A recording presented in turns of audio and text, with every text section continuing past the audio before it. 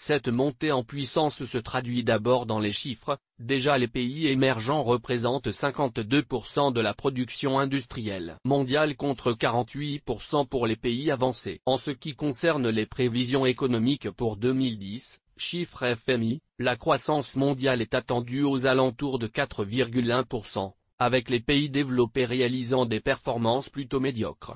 3% pour les États-Unis, 0,8% pour la zone euro et 1,5% pour le Japon. Par contre, l'Asie, hors Japon, atteindra 8% et l'Amérique latine dépassera 5%, tandis que l'Afrique, le continent oublié, approchera les 4%. Plus particulièrement, on notera les taux de croissance impressionnants prévus pour la Chine et l'Inde, respectivement 8,5% et 7%. Quant aux prévisions pour la période ultérieure 2011 à 2016, elles confortent celles pour l'année actuelle, à savoir, faibles pour les pays développés, 2% en moyenne annuelle pour les États-Unis, 1% pour la zone euro et 0,5% pour le Japon, élevé pour les pays émergents, 8% pour l'Inde, 7,5% pour la Chine, 4% pour l'Amérique latine, 5% pour l'Afrique. L'économie mondiale devrait croître durant cette période de 4,2%, les pays industrialisés se contentant d'une moyenne de 1,5%,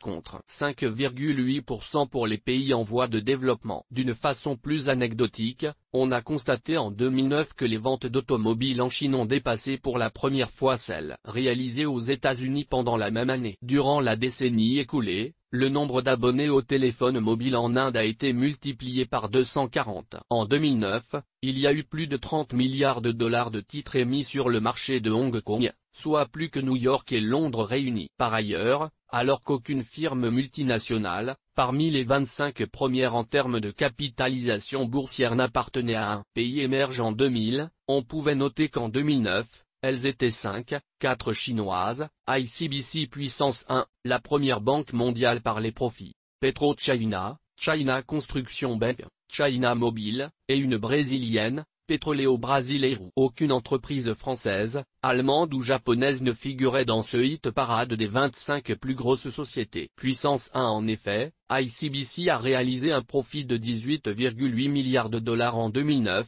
soit mieux que Goldman Sachs, deuxième du monde. D'autre part, on notera que la Chine vient de détrôner l'Allemagne en tant que premier pays exportateur, au niveau mondial et dépasse le Japon en 2010 pour devenir la deuxième économie du monde, derrière les USA. Enfin on a constaté que les transactions boursières de la zone Asie-Pacifique avaient dépassé l'an dernier celles réalisées en Europe et au Moyen-Orient.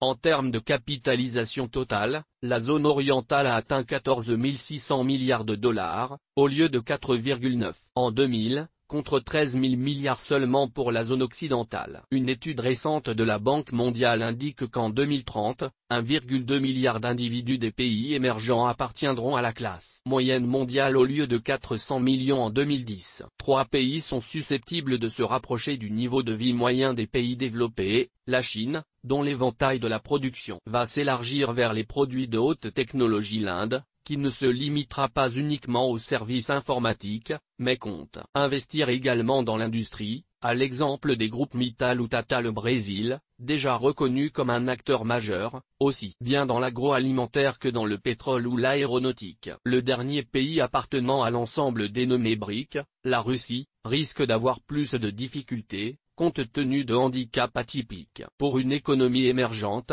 démographie catastrophique, la population russe est en régression rapide, évasion de capitaux annulant l'avantage de recevoir des investissements étrangers, industrie moribonde en dehors du secteur énergétique. Par contre, une deuxième vague de pays émergents apparaît à l'horizon, à savoir, le Mexique, la Turquie, le Vietnam, l'Indonésie et l'Afrique du Sud.